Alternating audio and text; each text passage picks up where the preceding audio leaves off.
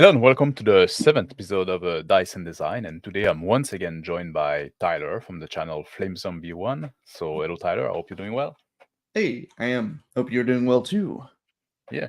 And today, because it's the first show of October, we went original and decided to talk about horror and how to run horror in RPG. And Mm. just at the beginning there, I'm gonna make a full disclosure. Horror is not my forte. It's not like I'm not good at it. I don't understand it very well. And I think it's the same for you, Tyler, or Mm. you. Yeah. So I I guess I like haven't run. Yeah. yeah. So I guess this show is gonna be like a bit of an exploration and like a throwing idea back and forth and trying to figure out what works in horror and what doesn't work. And I know that's something that doesn't work in horror, in my opinion, in role playing game, is the advice that we often hear. And one example I would use, I would start with that, and you can tell me what you think about that. Is people oftentimes think that emulating the writing style of Lovecraftian generation will give you the sense of horror in a game. And I think if you just like make those big block of text, or even if you try to do it on the fly, and you try to those very like those narration with a lot of flourish in them, you're just gonna speak and speak and speak, and you're gonna get your player disengaged pretty fast. What do you think of that? Um. Hmm. Yeah, I tend to agree. I kind of get what they're saying sometimes with where he does this idea of show don't tell, but he doesn't Mhm. even show. He goes even less than that. He just kind of yeah, he can be very verbose, even though people say that he's not. Even though people say he's not very explicit, and that's part of the horror. But yeah, I think that. So maybe I think people's idea of Lovecraft, because it seems to me that a lot of people haven't actually read Lovecraft when they speak that way. That's that's a certain Um, fact. because his stuff is very verbose. It's very Yep. explicit. And also a lot of it has to do with uh taking control of the characters, which can be done effectively, but if you're just doing stuff at somebody's character for 5 minutes, then that Mhm. becomes a new kind of horror. That becomes the sort of meta horror where they're horrified of the game that they're playing in.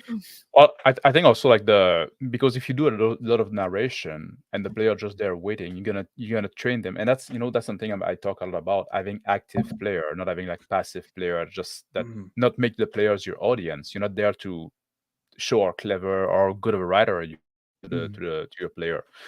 The player is supposed to be co-creator. They control the protagonist, and if you just sit there and do those big narration, you're gonna train them to be passive. And I think in horror and role playing game, that would be my first thing I would say is you need to get the player active.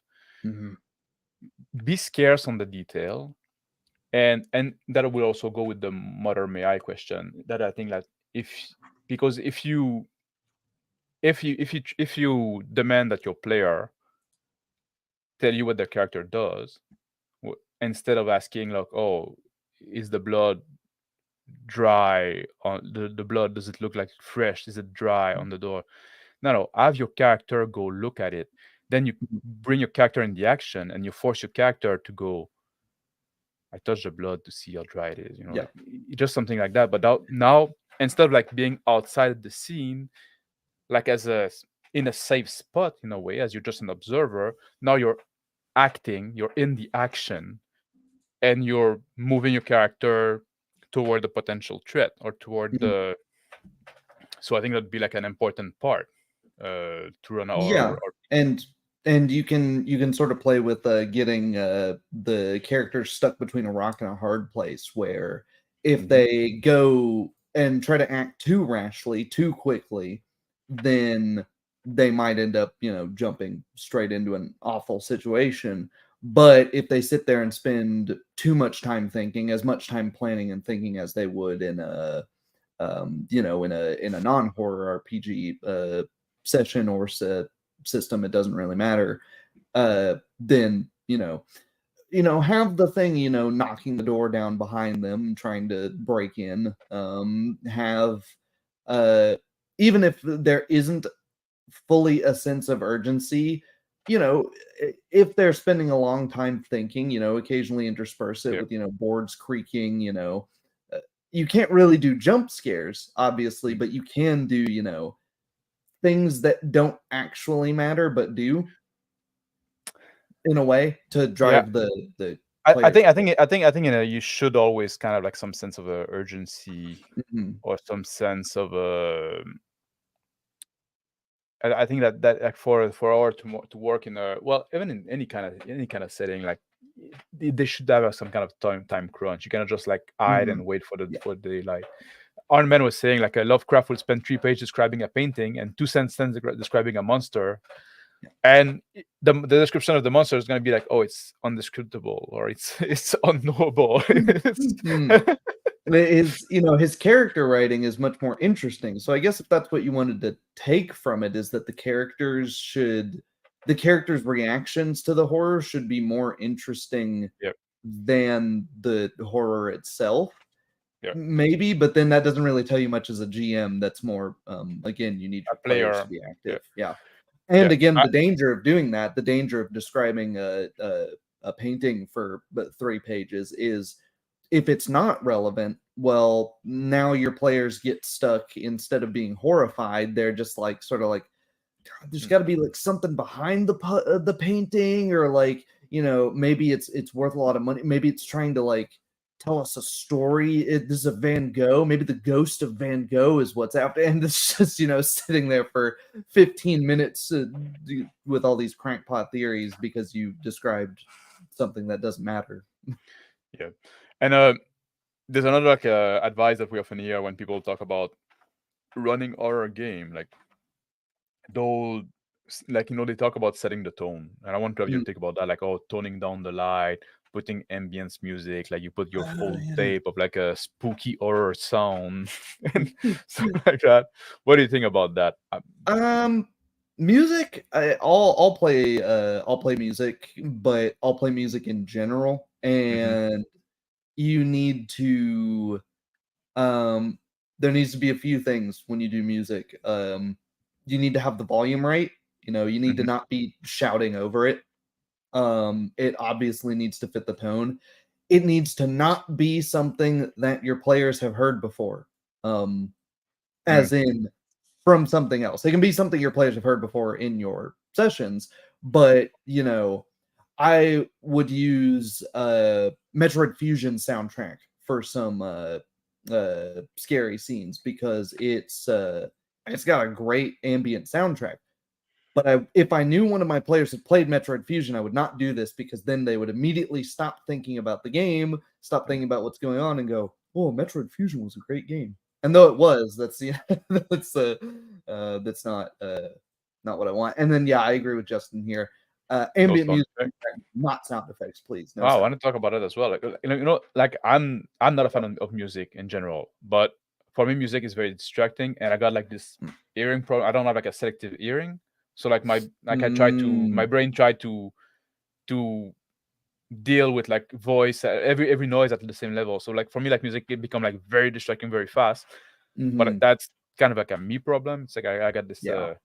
this condition, you could call Yeah, it. well, and I mean, of course, if Yeah. I guess that's something you should cover in your session zero. The Tyler drinking game. Every time I mention a session zero, take a shot. Hopefully you won't be dead by halfway through. Yeah. But yeah, if music is a bother, I know some people can do it. I would definitely say don't do music with lyrics, because I think that's what you're Yes. describing is way more a problem with people with lyrics, where Yeah, but like even with music, like like sometimes I'm gonna start listening to arrangement, because like music is a conversation as well. Different instruments talk to each other and stuff like that. Yeah. I had a snooze music on my clock radio. It would be cricket and night sound that a damn owl would hoot like a jump scare. beach sound or wave sound were soothing that then Seagull would scream. Oh yeah. Well, that's something I want to talk about, like, because they say like, oh, no sound effect, and you say you cannot do jump scare. But what if we could? What if we had like a soundboard, like with a monster screech, and then the player doing something, they're trying to come up with a plan, and then they hear a monster, like the monster screech or whatever. They don't know what the monster is yet. They hear a screech is worrying, but instead of just telling them, you hear a fucking screech, like you just like press the press on your whatever soundboard thing, the soundboard device you use, and there's this big screech coming up, interrupting what they're doing. Now they got like, oh, okay, we are the screech. Would that could you get the jump scare in that sense? You could, but I think you could only do it once. I think it would work the first time you did it, and then probably the next times you did it, your players would be expecting it, and that's a good one to save for later. Yeah. I'm gonna go right after the next times you do it, you would be, you would be like, oh, okay, there's gonna be some horrible monster somewhere, and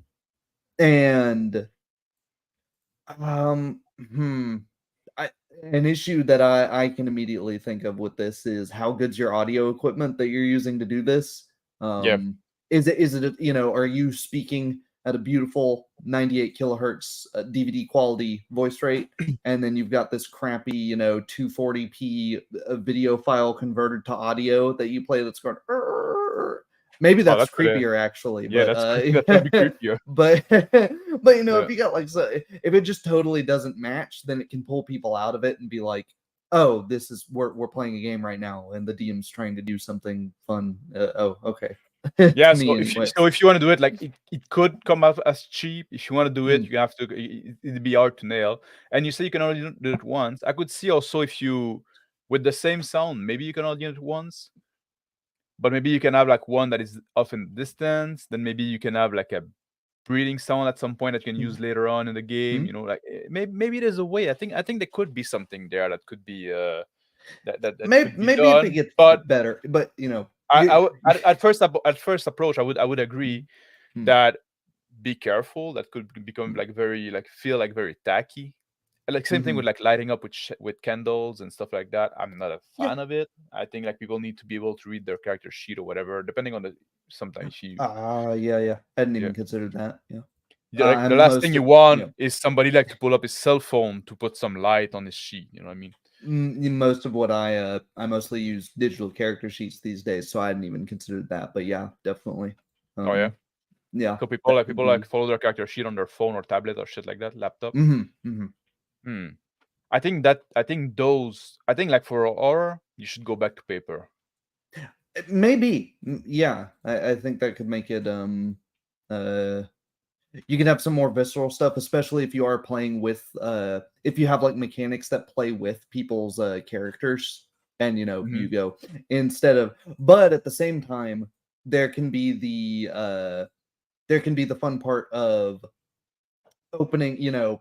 This isn't necessarily horror, but just in games where something happens to a character and it's not visible, but that player all of a sudden sees the GM opening their character sheet at the same time and starting to change stuff. That's created tension in my games before, where it's like, oh crap, what is this guy doing to me? What is happening?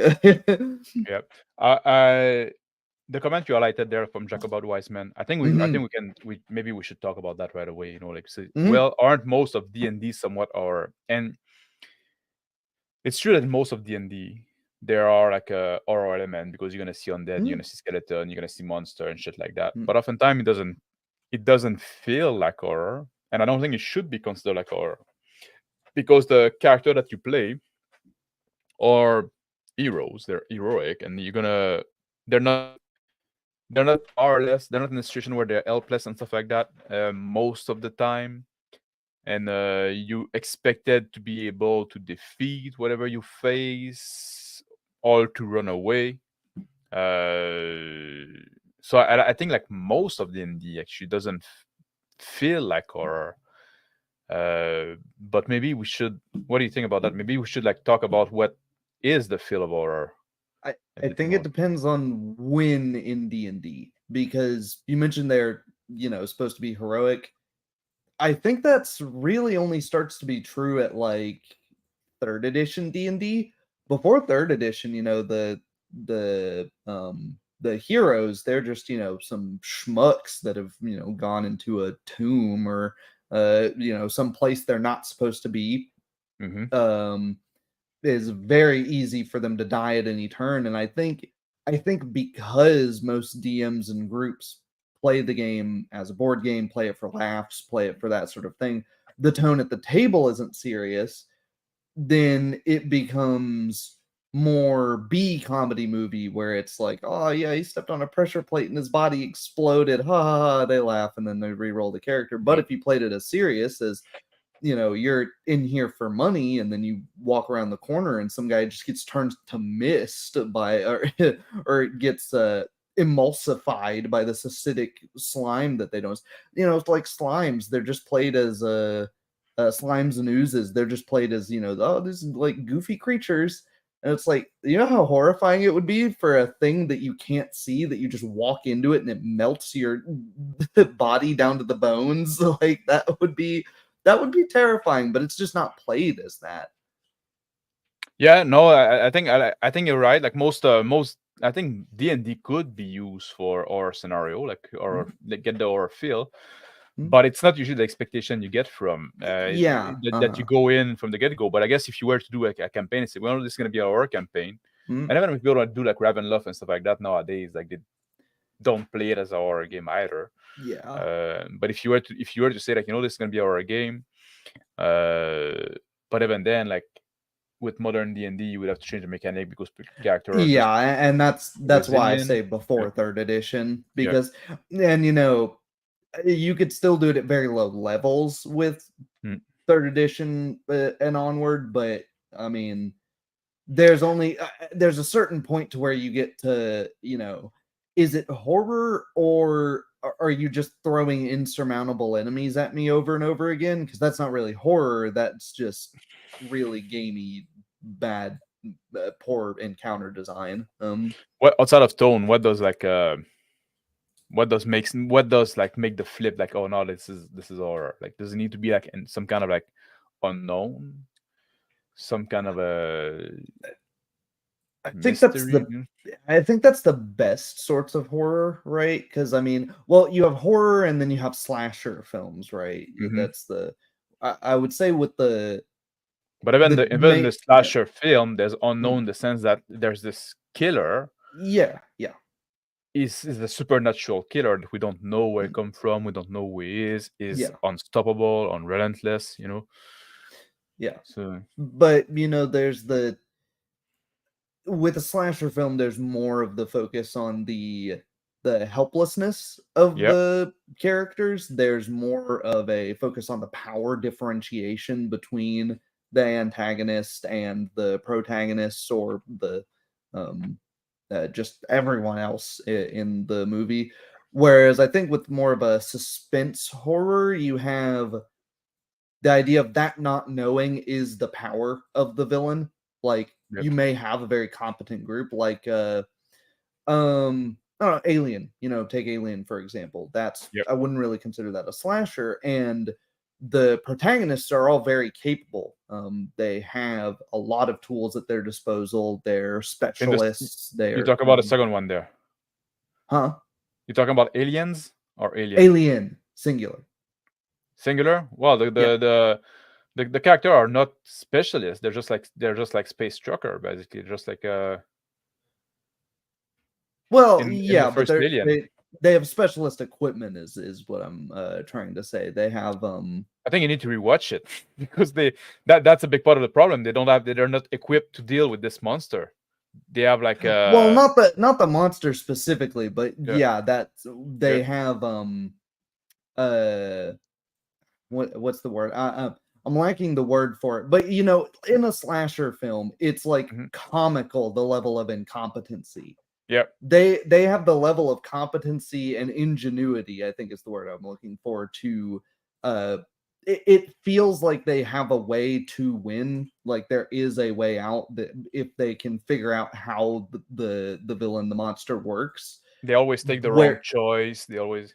Yeah. Whereas in a slasher film, it just kind of feels like, okay, maybe there's yeah. That's what I was thinking of. The medic Mm. and the engineer, they had there were specialists aboard the ship of space truckers.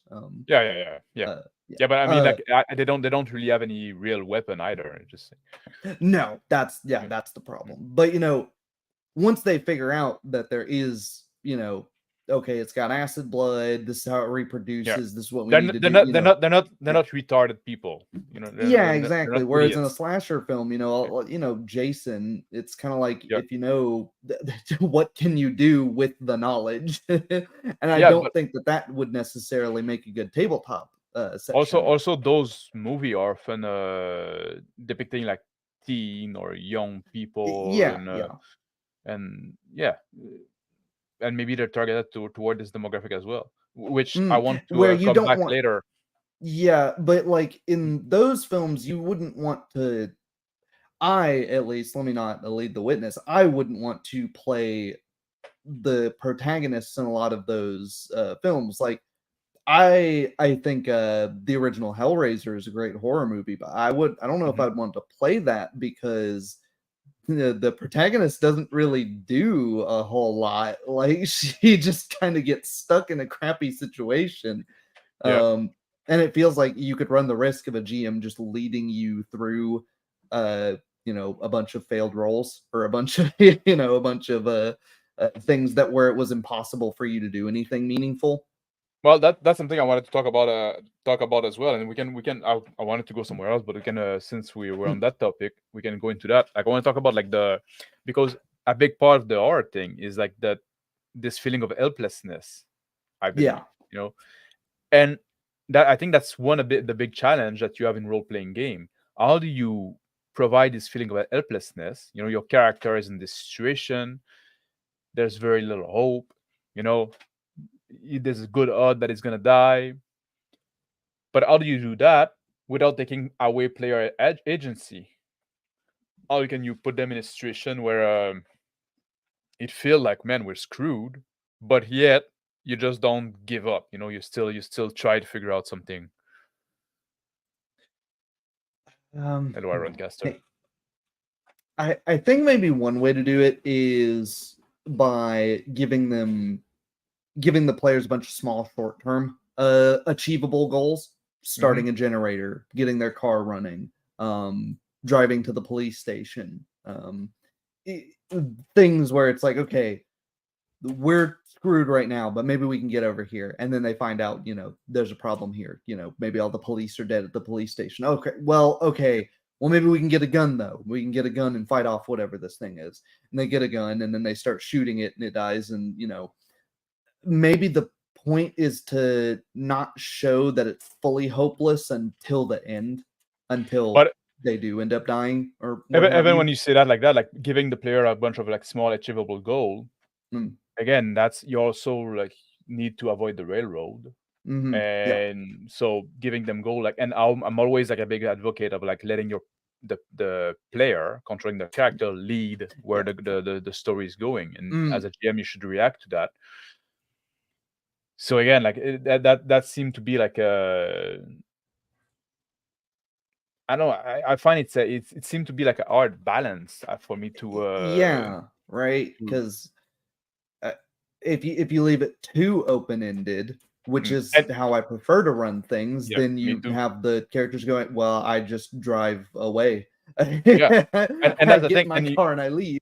you don't also want to just always throw something in their path every time they try Yeah. something, because again you're gonna teach them to not try anything. So, oh, I'm gonna Yep. try to, and you can do it sometime, especially if there's like justification, like, oh fuck, I go to Mm, my car and try to drive away.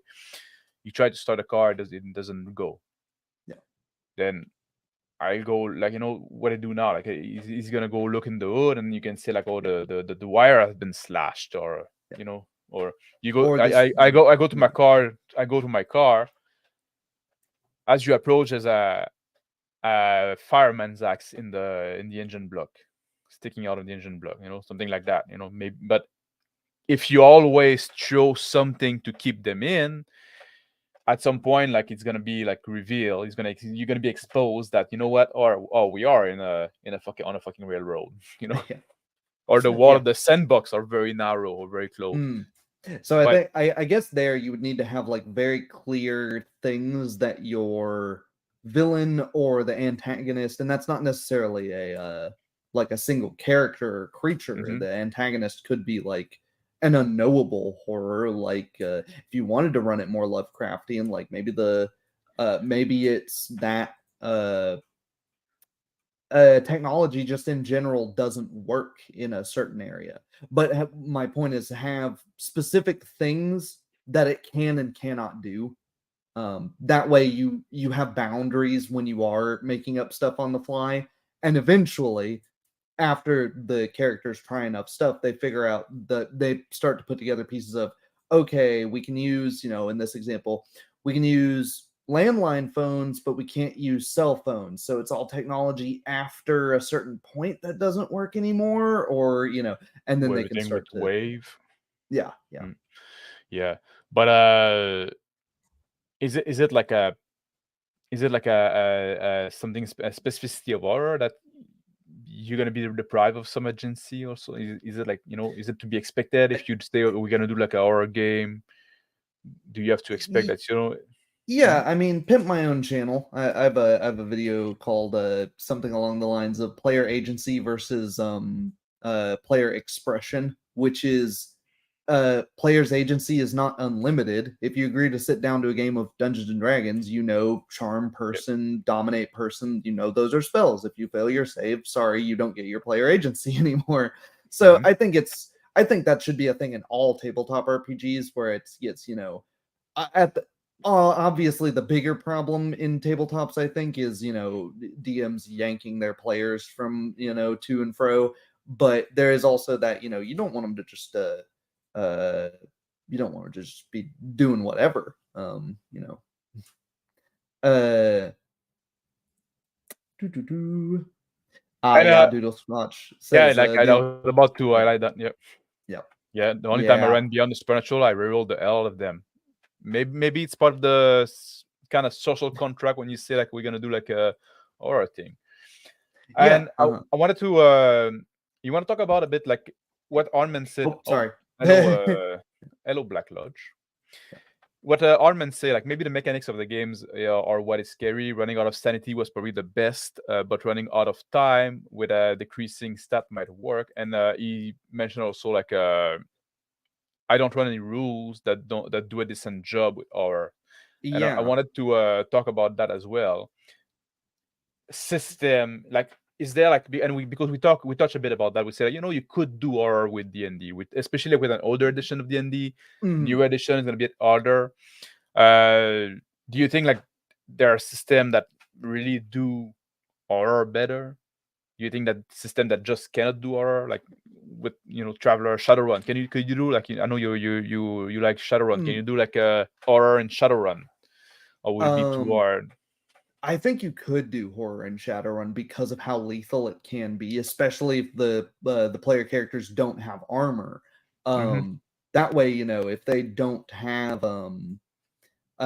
if they have this knowledge, they peek around a wrong corner and some like serial killer can just snap their fingers, blow your head off. Then yeah, that way they start to panic at every every little noise you make, every nothing room, and then you set up a few rooms where everything is just safe and by the books. Maybe they get a little calm. Maybe they're like, oh, okay, there's nothing here, and then bang, that's when somebody explodes.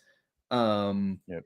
yeah, And and of course, you, like you mm, you mentioned the lethality there of the system, mm, and I think that's yes, probably like a big point. Like, if you want a system that can do horror, it need to be somewhat lethal. Like, that's what, like, that's we say, what, like, yeah. oh, newer edition of D&D is gonna be much harder to do horror. If you You're play gonna something like have to Warhammer Fantasy, you can do horror pretty well. Uh, house rule 5e so much to run it as a horror game that you might as well have been playing something else. yeah, you might as well go Um, to a BX or like I mean, yeah, or, Pathfinder, just gonna tell you, doesn't it's not gonna do horror well past third level. yeah. It's a superhero game. It's a Even fantasy yeah, superhero game. It's even earlier level, like they're yeah, yeah.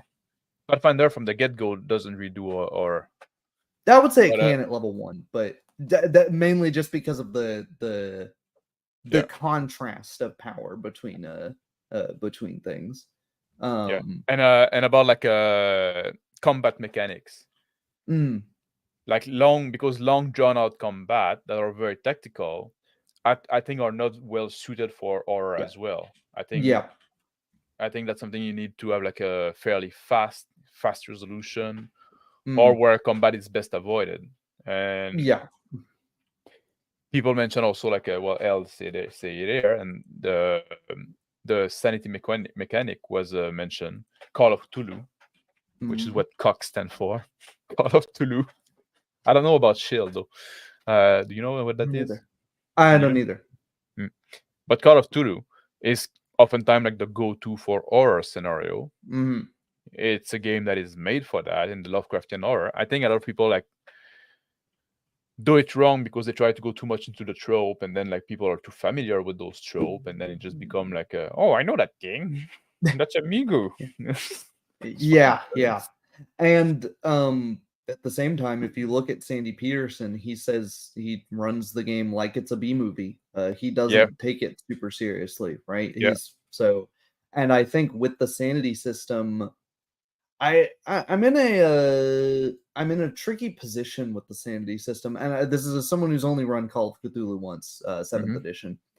I like Call Um, of Cthulhu. Mm. yeah, I like it. I like it as a game. I don't know how I feel about the sanity mechanics because it feels like a weird thing to role play, like points of draining sanity. Like it can feel very binary at points as far as like how it affects you role playing your character.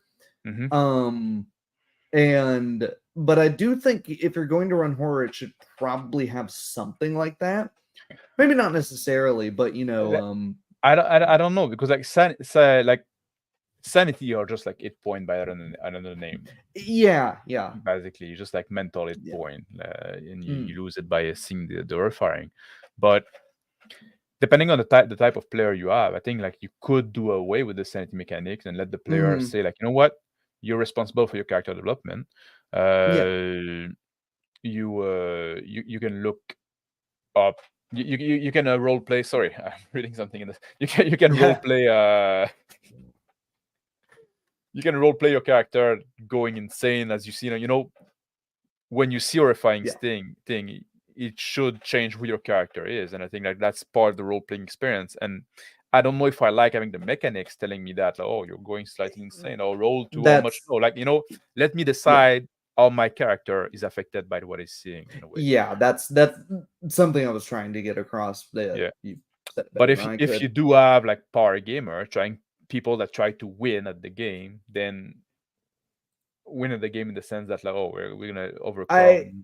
Horror games are. I think that's a if you end up with a power gamer in your horror game, that's a problem because they need to be, as we've said, they need to be ready to let go of some player agency Yeah, at some point. So that's yeah. yeah.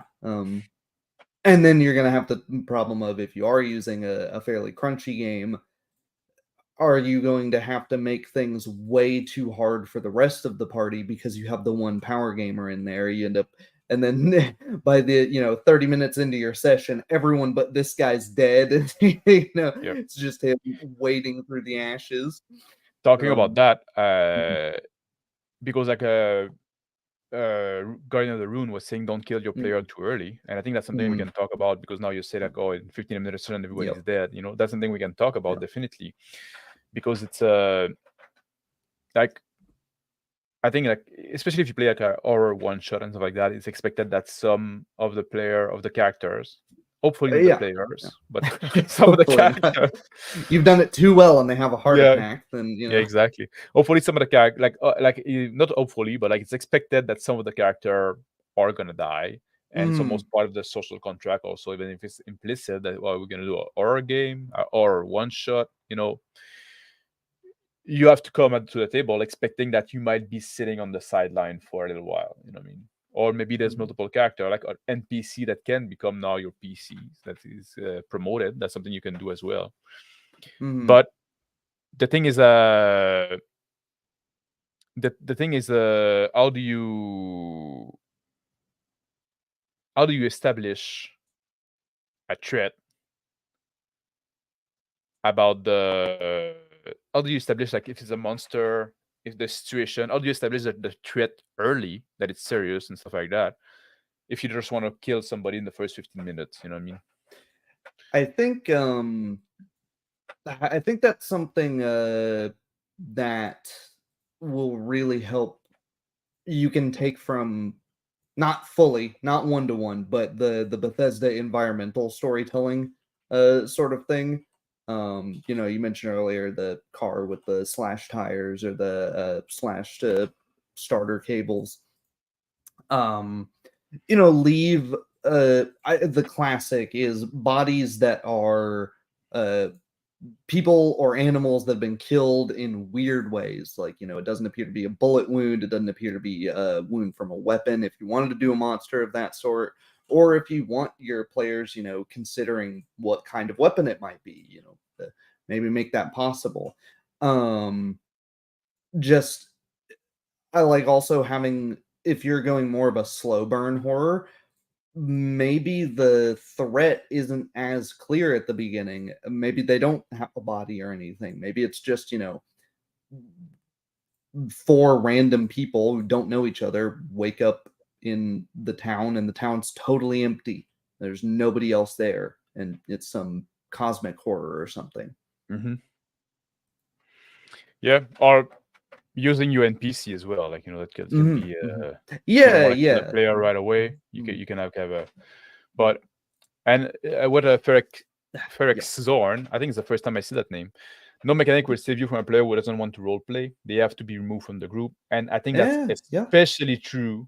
Yeah, I think it's true all the time, but it's especially true in like if you say like we're gonna do like this horror one shot, you know what I mean? Like if you don't have the buy-in, if you don't want to say, you know what, okay, I'm gonna play the game as the horror one, like just stay home that day, you know what I mean? It's no big deal, you don't go and be disruptive for the fun of everybody else.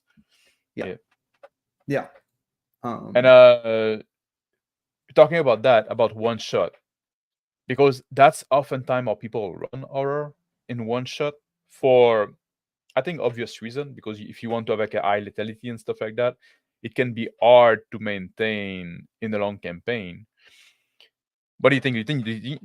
Can you do, like, could you do like a long campaign, like week after week, you meet up and it's always gonna be horror? Are people gonna get desensitized? Or are you gonna have like people where like the buy-in is gonna kind of fail a bit? They're not gonna come every time and be able to take it as seriously. I'm glad you said that, because I was kind of thinking, but the time didn't feel right yet to pop up. Like, I feel like horrors are more of a one-shot thing, and that isn't to denigrate horror or a one-shot. They're just those they feel fit for each other there. Yeah. But as you say it, I'm starting to think, how long are the earlier Resident Evil games? They can, take you 20, 30 hours on your first playthrough. Yeah, but the difference with the difference with a video game though is that you play them alone and you can launch it when you're in the right mood, you don't have like this, oh, we meet at this time. Yeah, but it might be a yeah, that's a tricky one. I think if you have the right group though that does want to do something like that, because some people do, and some people did boot up, Resident Evil, Silent Hill 1 and 2, the first Alan Wake, any of these sort of longer horror games that takes a while to play through. Dead Space 1. Well, they're generally like, if you're good at it, they're generally like fairly short as well. Yeah, but I mean, like, first time playthrough. Yeah, but because you die, some people and play then you through those load, some people play through those in big chunks. They'll beat the game in a week. So if you have a bunch of players that are that invested into it, then you can beat those games in one session, in one sitting, if you know what you're doing, if you don't like load it again. But that's the thing also with like in horror video game, you're gonna die, you're gonna try again. In role-playing game, you don't have that. Yeah, that's true. And I don't think you can. just and say like, if you know why horror should be run in one shot scenario, just go watch Ghost Hunters. The suspense were real thin about 10 minutes, and Yeah. that's also one thing about like, and he's making a joke comment there, but it touched something real. Yeah, no. Repetition, and if you start having the same trope come over and over again, you're killing your horror in a way. And it's always like this familiarity. When you become like familiar with something, it becomes less horrifying. No. So I think And there's maybe also like that's, this one thing maybe why that's it part of the works well with idea. one shot. If you do run it as a campaign, is maybe to evoke more of what doesn't get brought out of a lot of the modern D&D stuff, is the feeling of going from the hopeless to heroes, and getting that, the first, 5 sessions or 3 sessions of a 4-session, mini campaign or Yeah, whatever. yeah, It does feel horror, and then eventually you're powerful enough to fight against the threat. yeah. I think that's how, like, I'm talking. yeah. Yeah, I'm talking about one shot, but yeah, like short campaign, like of 2, Yeah, 3, yeah. 4 session can work as well. I just meant as a contrast to, as Yeah, it gets repetitive in a yeah, campaign for just being horror, maybe the tone switches partway through. yeah. And it's also gonna depend on the length of your session as well. Yes, So yes, of course, yeah. obviously, yeah. Mhm. And could you, because like now, like we talk about that because it's the first show of October, and people oftentimes want to run horror scenario for Halloween, stuff like that. Could you like, because integrating a real horror scenario in a already running campaign, if you say like, oh, we have a campaign, we're meeting every week, but I don't know, this week's Halloween, I'm gonna make this adventure horror, like more horror like. Do you think that works, or do you think like that's gonna derail your campaign? You're gonna have like people dying, or you're gonna have to make it not count, not matter in the end? Do you think it's a mistake? Do you think you say like, if you wouldn't want to do like the Halloween special, do it as a one shot, or maybe do it in the same world but with different character? That's something you could do. What do you think? I think the latter two work. I think it's mostly going to be a problem if it's not something you've been planning for, and it's been organically, if it just organically lines up that, like, it makes sense to do, like, my players in my long running Pathfinder campaign are about to go into a demonic portal, just happens to line up with October. So yeah, that's probably going to be more horrific than normal. Hmm. So it fits. But if you all of a sudden, I mean, you're really going to get into some, railroading and I guess an odd kind of metagaming if you're like, oh, it's Halloween, all of a sudden let's go let's go over here. Let's make it horrific all of a sudden, especially if the tone was already nowhere near that. So yeah. Yeah, and because we also talk about one shot, and oftentimes like it's doing horror with a pickup group. Do you think that Mm. work, or do you think you need to know your player better? Know what scares them, because like I'm not scared by much. I don't know what scares you. What scares you, Tyler? What are you afraid of? Hmm. Are you I guess fearless? claustrophobia. No, not fearless, but I had to think about it. Claustrophobia, which is kind of weird because lots of claustrophobic people can't do wrestling. Because there's Oh yeah. lots of, but I mean, like, specifically like caves, like really tight caves, like the people that do like underwater spelunking. That stuff creeps me out. Um, Even if Yeah. nothing happens. That and But diving are as you well. are you like a do you watch like a horror flick and shit like that? Occasionally. But they don't normally They don't reach uh you? they don't normally scare me unless it's like a cheap scare, like a jump scare. But then, Yeah. 5 seconds later, you're like, oh, that was dumb. All they did was bang a bunch of cymbals together in the background and then cut. No, I usually, if I watch horror movies, it's because the setup is interesting and cool, and the world they're setting, like Hellraiser, the horror of it isn't. I mean, I can think as a third person, yeah, it would be horrifying to be in that situation, but I, as an audience member, am not, horrified. I just think, whoa, that's crazy. What a weird, bizarre world that they're setting up here to ruin in a million more movies. But hey, actually, maybe that's relevant. If you do the campaign, think of how many horror movies have like a pretty solid, first one, and then they come out with Saw Yeah. 987, and it's just like, oh my gosh, we know what's gonna happen here, and it turns Yeah. into a comedy. And, I Yeah, I'll and watch some of the later. I'll that's watch also some like of the later, oftentimes yeah, that's some of the oftentimes like later why Saw movies. the problem is you try to do like an hour in the long run, like doing a long run campaign, like when you're gonna be like at session 12, people are not gonna take it as seriously. Have you watched any of the Buffy the Vampire Slayer? I have. They're very hit and miss because they had so many different writers on them. So I can't remember like anything in particular, to tell you the truth, but I remember some being good, some being totally forgettable. I didn't ever watch really any because like female protagonists and shit, but yeah. Um, And oh, Arman was saying something there that I want to talk about mm, as well. We can jump to that as well. Like the best feeling of horror in a game that I played was a board game where one of the player was the secret bad guy, not RPG though. And that's something I put in the note as well. Like, what if you use one of your player and before the campaign you say, you know what, you're gonna be a normal player, but a traitor also, or you're gonna have like this thing, or you're gonna have like a secretly infected, or working for the bad guy, for the cult. You think something that could be effective? Do you think it feels too cheap? Do you think that the player will feel like cheated when the reveal is made later on? Like, oh, um, it was contrived all along, no, not necessarily, especially if that player is just a part of a bigger thing and they just happen to be close. Uh, and if oh, what am I trying to say? Uh, if that player is okay with being found out early and killed, and that drives like, that drive, because you don't want. I mean, just like you wouldn't want this of an NPC, you especially wouldn't want it of an antagonist player to be like unkillable or it's impossible to find out their identity.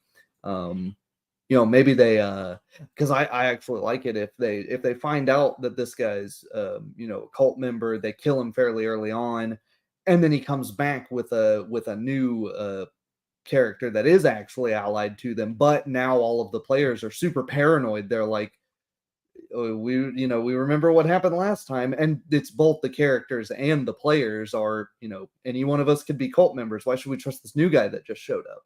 Maybe hmm that's a way you can make, multiple sessions work. Would you? What about pre-gen in that case? Maybe you draw Yeah. a Mhm. pre-gen character, and then there's some notes on the pre-gen like, oh, you Mhm. have like this secret goal, Mhm. and so then when somebody die, you kill your player often, and then like you grant them like another, like one of the NPC become their PCs, and then all of a sudden like, oh, Mm. okay, now you maybe that's something that maybe Yeah, they can that could be consider. cool. Yeah. Yeah, yeah. I want to talk about like people were talking about the Ferex Zorn was saying a sanity point, even in the RPG focused group, must be supplemented by appropriate description from the GM. The tone should slowly change as the player or player sanity decrease. To be honest, in a sanity point, I want appropriate description from the player. Like, you tell me, because I don't like telling players or the character feel. I want, like, that's you to tell me, like, and you need to have like a RP focused player in that sense. Would you Mm. agree with that? That would be like the only thing. I think it's the Mhm. description is important, or the role play, but I'd say like let it come from the player. That's usually Yeah. how I do it when I do like a Call of Tulu and stuff like that. Yeah, I think so. Because I think the more you tell your players how their characters feel, the less they're willing to add themselves. They just sort of, that's a way that they can become passive when the GM is just like, Yep. oh, the GM's gonna breathe, eat, sleep, walk for my character, so I don't have to do anything. I'll just sit back Yeah. and I'll occasionally make a roll. They don't feel like getting into the mindset of the character and Yeah. aligning their own Yeah. emotional state with the emotional state of the character, Yeah, which I think and then it is becomes, oh, my character feels scared. Oh, okay, I guess they do yeah, that. yeah, exactly. Exactly. And there was another thing too about Call of Tulu. It might be too much Call of Tulu in D&D OSR clone. We'll expect to kill monster even if they need to come back when they level up. Yeah. Uh, too much. that's funny because I don't know if I'm reading it wrong. Because I say oftentimes, like a lot of people that try to play Call of Cthulhu come with a D&D mindset when they want to Yeah. fight the monster and stuff like that, instead of like running away, moving. That's what I was gonna say. I feel like this Yeah, goes both both way. ways. Yeah, Where especially this is where like the idea of balanced encounters is a plague. Uh yeah, because we have, you get into kind of the quantum ogre thing where it's like there's 5 skeletons in this graveyard. Oh, one of my players couldn't make it, so now there's 4 skeletons in the graveyard, and it's like, no, man, you said there were what happened to that 5th one? Where'd it go? Or even worse, when it's player facing, gee, isn't it weird how all of the human enemies we fight are exactly our level? We level up. We're all of every bandit in the yeah. world is suddenly also level 7. Oh, we're level 3, but we don't have anything to worry about because the GM's gonna throw balanced encounters at us, so we can And just wade through and fight anything. Wouldn't that's a it problem be? that you use so Mm, early, because as soon as you start doing that, then there's the expectation that you're going to do that, and then if you break that expectation, once you establish that expectation, when you break it, the player feel cheated. So yeah, I think that's a problem, and I think that's I, something that should absolutely be avoided in horror game. and maybe this is a way you can run D&D as a more horror setting. Take Mhm. a classic enemy that that gets played for laughs, an owlbear or something, and and the party's going, oh yeah, an owlbear, we should be able to take care of that, no problem. And then it Or rips those some jelly. NPC's head off, no problem, and then stomps off around the corner, and it's like, what the hell? That uh, Could you do a horror scenario with a gelatinous cube? Yeah, oh yeah, I think because it's got the slowness The and slowness, maybe that the you can play with the slowness and like the sound. inability to see past like 60 feet, Hmm. but you have the knowledge that as soon as it touches you and you can't really see it very well, so it's this sort of like you're both using senses in ineffectual ways. But it'd be Uh, hard to do, because I think like labyrinth kind of scenario don't work too well in role playing game, especially if you want to do like mm, well, both in theater and the mind. If you like use yeah. the battle, the maps, labyrinths don't tend to work too well. But maybe it starts that it starts more traditional. The player characters are mercenaries sent to get rid of it, and they lose Mhm. it. They can't find it because it's too good at hiding. Maybe it's a So like maybe a it's a slow particular, alien. yeah, where yeah, they yeah, Yeah, something like why that. not? You Yeah. get there, somebody gets, and it could be awesome, seeing like you don't actually see the thing, but you just see like some guy in the middle of a hallway. This thing just moves over him and he slowly gets like melted from the front. And you don't see it, but it's there and it's slowly moving towards you. And yeah, Hmm. And then there's a hive and a yeah, queen. yeah. Yeah. What about comedic relief? Mm, mm. We add that in the show. We talked that in the note there, because oftentimes in our movies you're gonna have like those little moment of like a tiny bit of comedy just to break the tension, and then you hit the player again. um, Do you think this can yeah. be done like efficiently in role playing game? It's Um, always like, oh, you hear a noise, oh, there's a scat, and then like people like were tense, and then like, oh, yeah, okay, yeah, and then bam, there's something. yeah. I think it can be, and I think especially if you're doing a really good job of it and uh your players like are actually freaking out, uh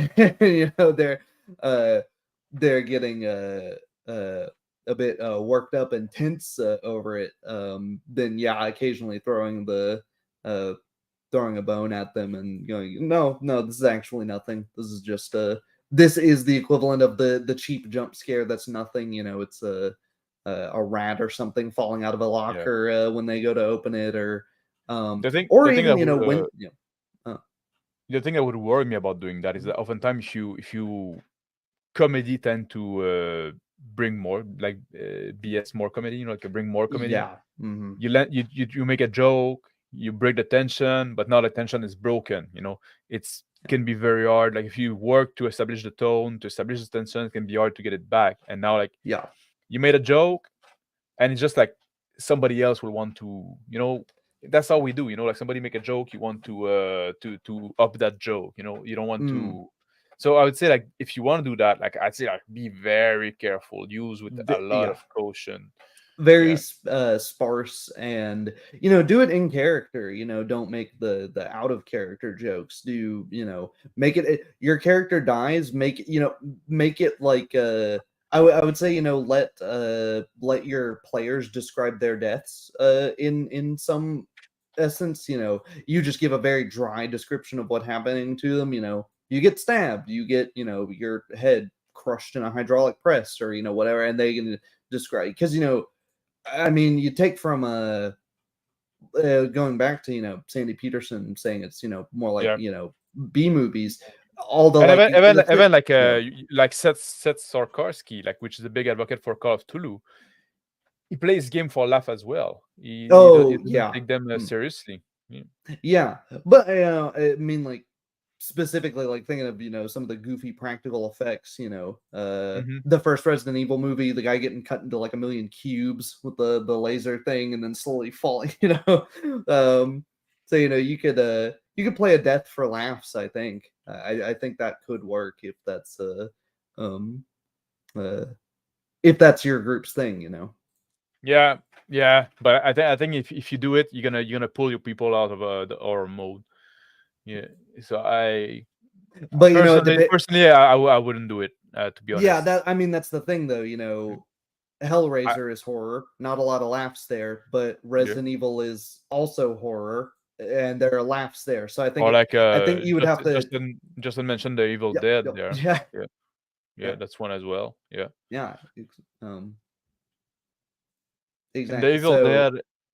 Yeah, it's like it's the monster that are insane, and because that's the thing, like when we watch the Evil Dead, the audience, we can laugh because we know it's a movie and stuff like that, and those mhm. demon and those spirits are kind of a bit insane and are like a irreven or like a, what's the word I'm looking for? They're like a irreverent, I would say. Yeah, yeah, But the character in the in the movie are not laughing. That's fucking, it's even like scarier seeing the irreverent character.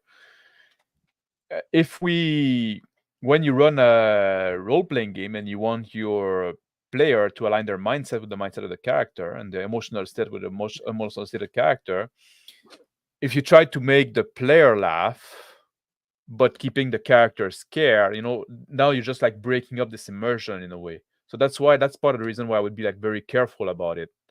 You know, yeah. That's what I was going to say. You need to have players that are capable of maintaining that separation of like the dramatic irony of, if your players in a normal game can already keep knowledge of like game events that their character doesn't know in their head, without that messing up their character, yeah, knowing that something is happening on the other side of the continent in a in an established fantasy setting, but they're playing a character that's never gone outside their hometown. So if they're capable of keeping their characters' thoughts and their own thoughts separate in a way, then yeah, I'd say that sort of thing can work. yeah. I wanted to ask you. We're in the show notes as well, like about like running a horror game without telling your player up front. Do you think that's a good idea? I never fully answer. I would answer this by also answering a question you asked earlier that I didn't fully answer, which is playing pickup games Yeah. of horror with randos. I don't think I would do that. Mm-hmm. For the same reason, I might play a horror one shot without telling people it's not a horror one shot. And in both cases, it's, yeah, play with people that way what can scare them. They're not going to be pissed off that you ran one uh all of a sudden out of nowhere. You're going to know you don't want to pick up some rando off the street that's got an anxiety disorder and goes, I'm afraid of spiders. You can't Or show like me spiders. Here's my yeah, X card. Um, exactly. People that want to yeah. use X card.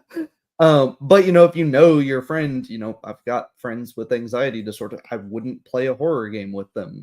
I know that, No, right? So it's fine. We can play other games. yeah, Uh, friendship is magic. it's yeah. No, they're fine with their characters dying. I don't know exactly what triggers it. I don't need to, but Yeah. But so what about like if you have like an established group, you got a group of Mhm. friends, you say, you know what, I want to try this new system or Yeah, this I want to try this game, and then you this or we're gonna play one I shot want to here. do one shot, and then you make it or but you don't tell them up front. Yeah. Would you do that? Yeah, yeah. You Yeah. tell them the premise, and maybe the premise is you could run it as like an investigation sort of like murder mystery thing, and then it turns out, well, it's not a normal murderer. It's this is like some supernatural, superpowered psychopath that's after you, or it's not a murderer at all. It's people just straight up disappearing from some Lovecraftian or cosmic nonsense. But you don't think that you would get more by just telling them, you know what, you're gonna try to do that or so keep the tone correct, like don't play it for laugh. Try, I think like or is one I would say, you know what, I'm gonna tell you it's or, like that's what we're going for. So you get in the right mindset. You know what I mean? For me, my players they play normal fantasy seriously. They don't play it for Oh yeah, laughs. So I yeah. think that they're good at getting the occasional joke and then getting back on track, And so I'd say if your players tend to play more Or action comedy even stuff, and I'm not saying there's a problem with that. That even can if be it's not great. like playing for laugh, if it's like if you tend to run into action, you know what I mean, like be very like the actiony kind of guy, like which is not bad Mm, necessarily when you play the fantasy style, but now you go mm. into horror, that's gonna get you killed fast. Yeah, uh maybe that's when you throw the um what am I saying? That's when you try to explain away the villain early on without immediately killing your players. So maybe show before they run headlong into danger. Break that it is a horror setting very early into the one shot. yeah. One thing that we always hear about when people talk about horror in TTRPG, in a role-playing game, is dread. People Mhm. love to talk about dread. You Yeah. heard about it? Yes, of course. What's your thought on that? What do you... I think it's a cool concept. I'm not sure if I think it's personally too gamey. As someone who hasn't played it, I think it Yeah. is something that is um It's the barely whole like you're kind of moving away from the role-playing game at that point. You're yeah, getting yeah. much more into the yes, Yes, Dread yes, use the Jenga yes, toy. yes. Yeah. So Um, and you're getting in more into the board game, into the toy, yeah. like you say, Yeah, and Yeah. I think it has inspired a little bit of my own design, but I think the problem is Using the your Jenga as s- well. no, but using board gamier mechanics Mhm. rather than a die roll or a card as your arbitration system. But I don't think for the whole game. I think that should be for one very specific thing, and I think Yeah. maybe it should, maybe if that was only a thing when like the box in Hellraiser, maybe whenever the characters are interacting with a physical object, maybe then you use the Jenga tower as your resolution tool. Mm. But Well, also it's a lot of setup too, and a lot of like yeah, yeah. I think And it can affect the deals. pace quite a bit. I think we should talk about puzzles at some point. Maybe Yeah. not now, but at some Not point, now. Yeah. because it has the issue that puzzles have, which is it tests the player's skill and Yeah. not the character's skill, Yeah. But I right? can see So how the Jenga tower though. It create tension. it So can, but what so if you but have it's players that are really players. good at Jenga? Yeah. And you've ruined your horror game because I've seen that happen. Because there's some Oh guys that are really? crazy good at Jenga, and then they just solve the every encounter. Get them drunk. Yeah, maybe. Mm, um, Yeah, and especially like say, oh, when the tower fall, you die. But then like that's one character, so you have to reset up the tower again. You know, Yeah. I feel like that's gonna be like affecting. Like I'm not like to be honest, I never played it, but when I looked at it, I say, yeah, I see what they're going for. Not for me. Not for. Yeah. And I also haven't played it, but I've seen people play it, and what tends to happen is the Jenga tower falls, and it's not "Ugh, I'm dead." It's you failed the Jenga, you're dead, and Yeah. so as it's tense up Suddenly until you're you playing fail. Jenga. Yeah, but when you fail Jenga, the tension just it Hmm. falls much like the tower. So maybe it's Yeah, poetic in that way. I don't know. I maybe. think it's interesting though. I do think it's cool as a thought-provoking exercise. Mm. You want to talk about horror genre? Different type of horror. You know, Yeah, yeah. we mentioned you mentioned Hellraiser. We mentioned Alien. You mentioned Saw. Mm, Uh, yeah. the horror movie that I think about when I think about horror, I'm gonna think about The Exorcist. I'm gonna think about Oh, Lost Highway. That's the kind of like horror, like, which Lost Highway is that even fucking horror? Uh, Mulholland Drive, those kind of thing. But um, yeah. I mean, I guess there's the uh. Oh yeah, I mean, last thing on that, since just catching up to chat. Yeah, yeah, DM James is really shaky hands. He'll be the first person taking a piece of the Jenga tower and knock the thing over. yeah. That doesn't really work if he's playing a character that is has a very steely mind and has you know I would like more mechanics to represent your character's ability. Maybe a shorter Jenga tower, maybe a taller Jenga tower. I don't know. What is that like? I can't say an null. What's a null?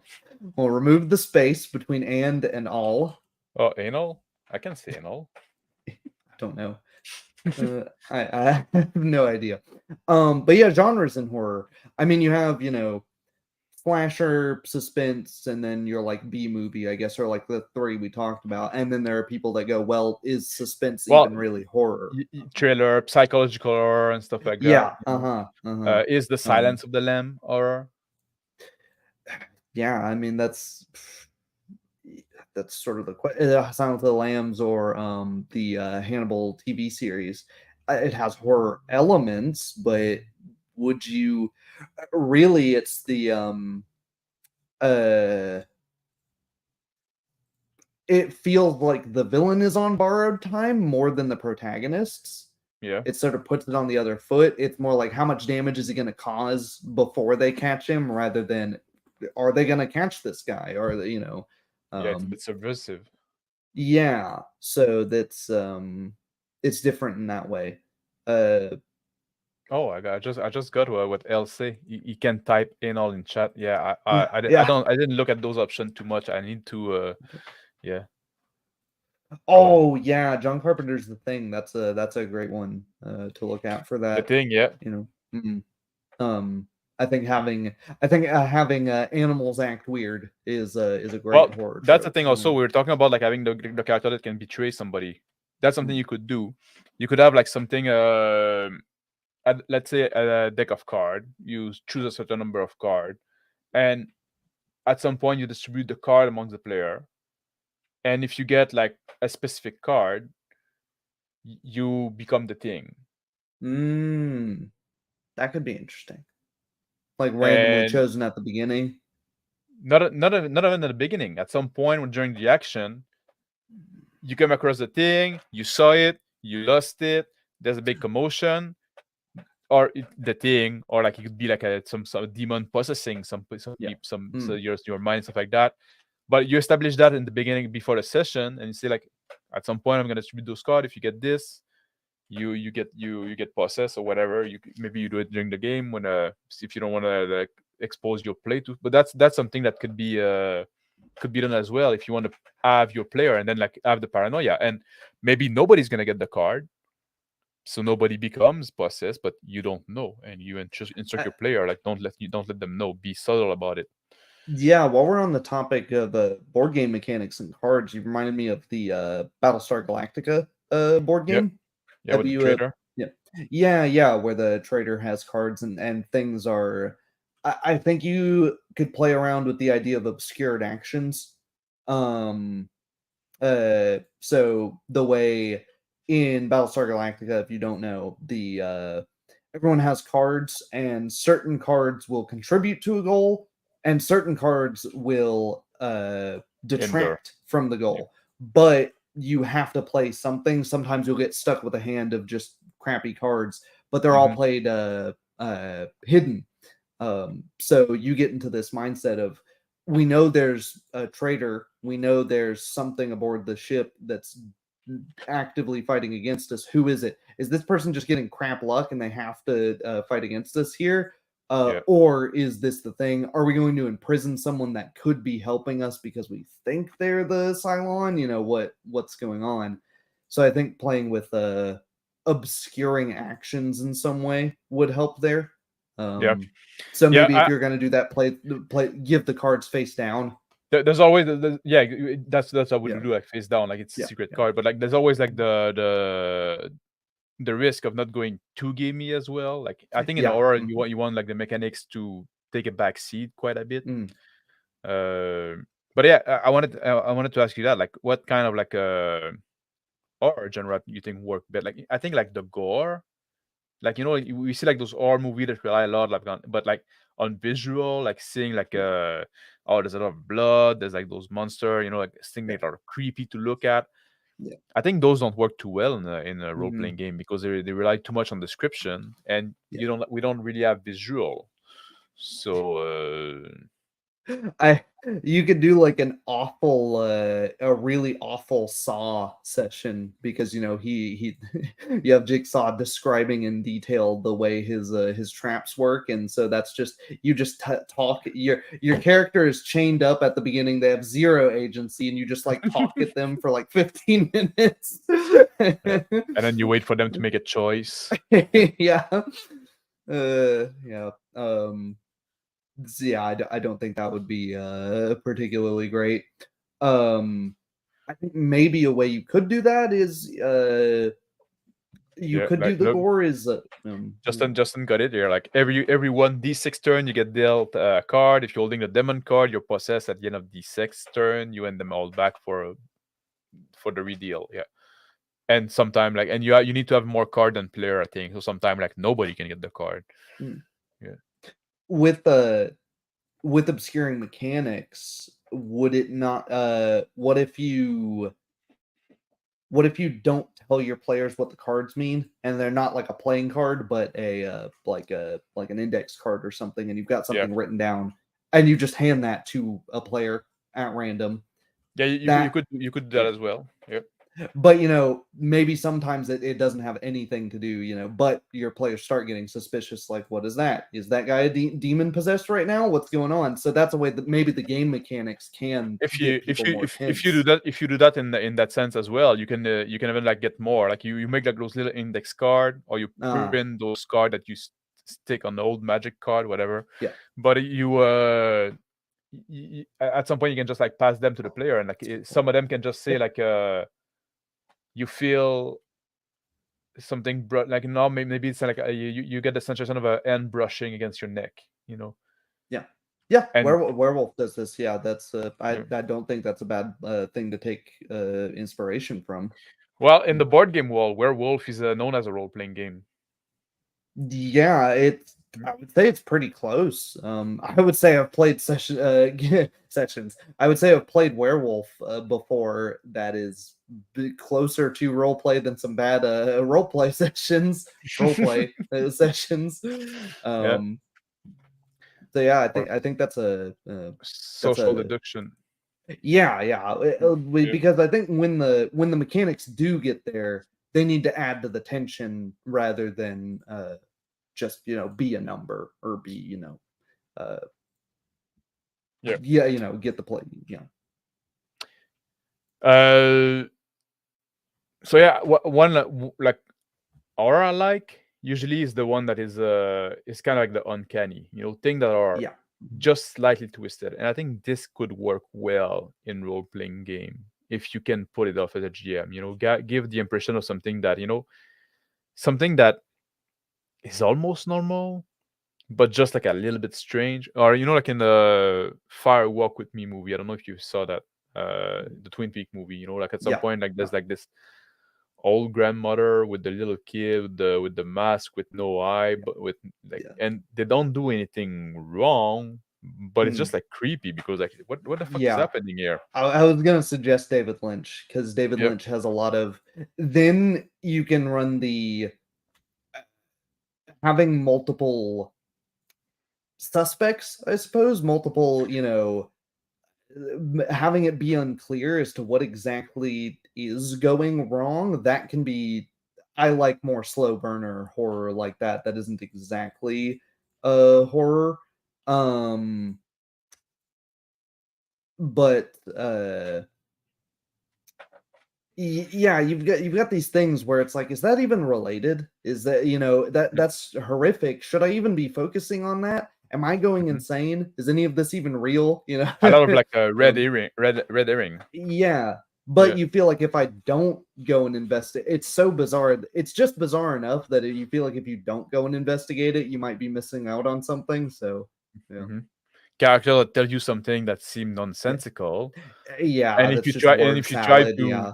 yeah, and if you try to, and keep it short, but if you try Mhm. to like try to get some explanation, or like not nonsensical, I wouldn't say word salad, I would say like almost sensical, I think Mm, would be like yeah. better. You think there's something there, and you ask for clarification, and the GM just say, he just stared at you and said nothing. It's just- Or just moves on, or just They moves just on. Exactly. Yeah. yeah. But I think that's and yeah, Justin, you really do need to watch Twin Peaks. It's a great show. Yeah. Yeah, I think that's the type of horror that could work pretty well in role playing game. Uh, if you can, as a GM, get into this mindset there, of like making this uncanny, much more than slasher could work as well.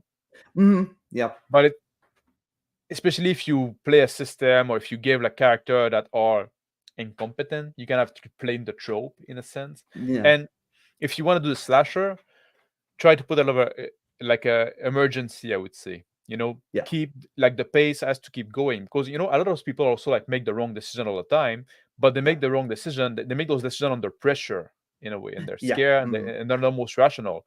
So The I think if you want to do the slasher type, like keep pressure on the player all the time, like keep yeah, keep you them need moving. to have a villain that is like an an unstoppable force, Yeah, but isn't really quick. That gives the yeah. players some time to act, but But they should they never know have. that, yeah. They have time to act, but not Mm, time to plan. yeah. I Mhm. think in the slasher genre, that would be what would be interesting and important. Yeah. Maybe plan one step ahead, but never more than that. Yep. They blocked off a window. It's gonna take him a few seconds to Or get through it. when What can we when do they when they next? start planning, and Yeah. the player, like the first plan they come with, which usually is a bad plan. Usually like Yeah. okay, and then you refine it. But like as soon as they get like an idea of a plan, get them moving. So Yeah. now they have to Mhm. like, oh, okay, we have like a nebauche, like just like a sketch of a plan. Yeah. Now we have to act upon it because like we have to act now. I think Yeah. that'd be like an efficient way to do the slasher kind of vibe. And that's where your description, can do a lot of work. Yeah, You see, his hands punching through the wood boards, it's splintering stuff, you yeah, just barely feel, when they're really about to get screwed, you feel them reach out and just barely miss your jacket, brush against your clothes or something like that. yeah. Or use like a maybe they threw bubble wrap in the hallway, and now they are bubble wrap popping. You know, Yeah. yeah. So now you use something that they did, but it's also like okay, now you get to get moving. Now okay, now we have to do this other thing that we plan. Yeah. Uh, and what else? What else genre you would think about that could work well in role playing game, or that wouldn't work well in role playing game? Mm, hmm. I think some video game horror can work well, but it in like the idea of resource management stuff, Hmm. the idea that maybe your time isn't limited, but your resources are. You've got maybe you have a defensible position that you can defend until you're out of ammo, and then you're going to need to move this from here and go to a new location. I think the original Resident Evil 3 did a really good job of that. There are some slasher aspects to that with Nemesis being able to follow you pretty much everywhere, but there are those safe houses where he can't get to you, and you have time to plan, but you also are just staring at your gun that's half full, like, damn it, I'm gonna walk out of that door and just get killed by that guy. And so, you get left with your thoughts for a little bit. And maybe that's a good time to take a 5-10 minute break in one of those safe houses. Yeah. It would be really fun to play a party of Ashes from the Evil Dead, but it turns out the premise the cop was on in the first season of the TV show is true. You're actually a serial killer. Oh yeah, Playing the opposite, playing yeah. the Well, villains. that's I think almost that like could be the cool. Well, it's almost like the horror that look inward, but I think that Mhm. would be like pretty hard to nail on the role playing game. Because then you Yeah. have to kind of retcon what the player, like, in movie you can say that, like, oh, you were seeing that from the perspective of this guy, but like Oh, here's what happened, I thought but you meant from the get go, like you are just you're playing the serial killer, like at the beginning. if you do that, you just like end up doing like a power fantasy. Yeah, yeah. I don't think it's horror at that point. Yeah, I Yeah, think no, that's exactly. I more. think you're, yeah, Do you think there's it's a way to something else. do like Vampire the Masquerade as a horror game? No. Okay, It was meant yeah, it was meant to be, but I think yeah, they're far off the mark. Like, yes, there would be a way, you know what I mean. But at some point, like at that point, you're not really like playing the meta plot and stuff like that. You could use the mechanics, the system of Vampire the Masquerade, and do some kind of horror. Even that, can you? I'm not even sure if you could actually. yeah. That's what Yeah.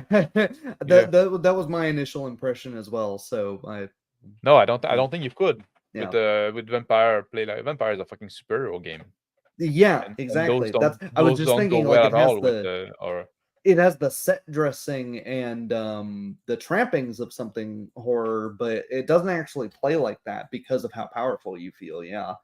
Um, but I think there's an idea there, playing as a vampire, but getting the different level of horror where now the horror comes from, wow, I've got to be home by, I've got to be indoors by sunlight. The mere sun is after me. That's a yeah. timer.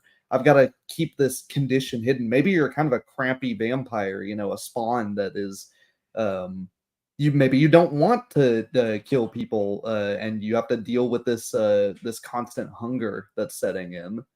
I think that could Well, be that interesting. I think that was the goal of the game at some point, like kind Mm-hmm. of like Mm-hmm. psychological, or like, oh, what's happening? Oh, whoa, Yeah. me, I'm turning into a monster, but I'm a good person. I don't like, there's all Yeah. this faggotry there.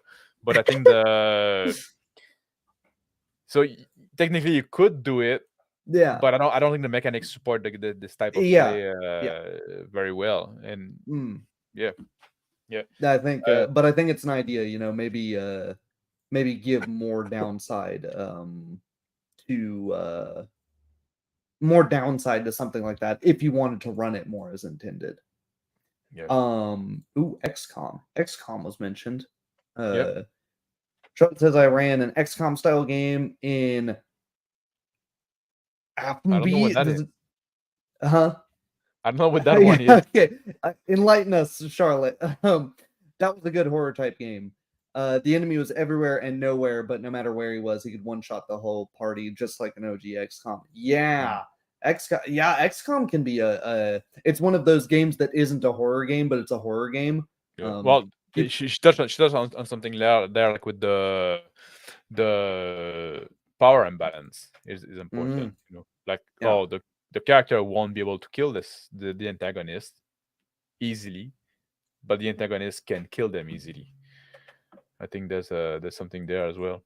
Hmm. Yeah. Yeah, and the idea of you get overconfident because you can, if you see one of the enemies next you see one of the little grays, the sectoids, you're like, oh, I just put my shotgun to its head and blow its head off and no problem, and you get this confidence of like, yeah, when you can see the enemy, you can kill them. When you don't see them, Yeah. now all of a sudden they're mind Or controlling one of your. sometimes it can also be like in numbers. You know what I mean? Like Yeah, or and you run over to get a better vantage point, and then a group of them that didn't see you and you didn't see them now all of a sudden is like, hey, there's some dudes over there. Now you're not fighting the one that you could kill. Now you're fighting 5, and it starts stacking against you. No, all As flesh must be eaten. Yeah. Yeah, okay. I do Yeah, know yeah, that yeah, game. yeah. I do Yeah, know that yeah. game. I just haven't I just seen the didn't acronym. recognize the acronym. Yeah. Yeah. Yeah. It's a crazy acronym. Yeah. Yeah. Yeah. It's a crazy name too. But Yeah.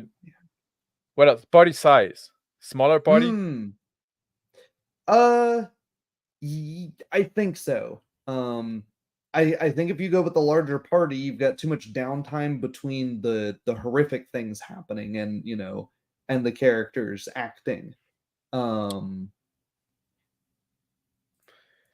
how do you like? I would agree with you. I think smaller parties work better for our. How do you split the party? I think Oh, that's an that's important part of our, like like in role playing game. There's this like this trope like, oh, don't split the party, which I think it's yeah. kind of asinine. But like, Yeah, I think we're both on the same page there. Yeah. but when you have like player playing horror, Mm. now suddenly they won't want to split the party. But as a GM, I think you have to split the party in some way. You have to find a way to split the party. Let me know your thoughts. I think personally, you should start the party as split. Like Oh. start the characters as not knowing each other. The horrific situation forces these disparate characters. Then and no, L, do not put words in my mouth. I said many that I have played. The when you have this this sort of these characters that are forced into action, even if they don't really would normally agree with each other, I think that's a great trope to take from the horror genre. But yeah, and then after that you might split them again. You might they might try to stay together and might successfully stay together depending on their actions, but maybe sticking together ends up in them all dying together, and that's kind of fruitless. What are your thoughts? I think I would probably start the character together, but they might not know each other. I think that's always an interesting trope in horror.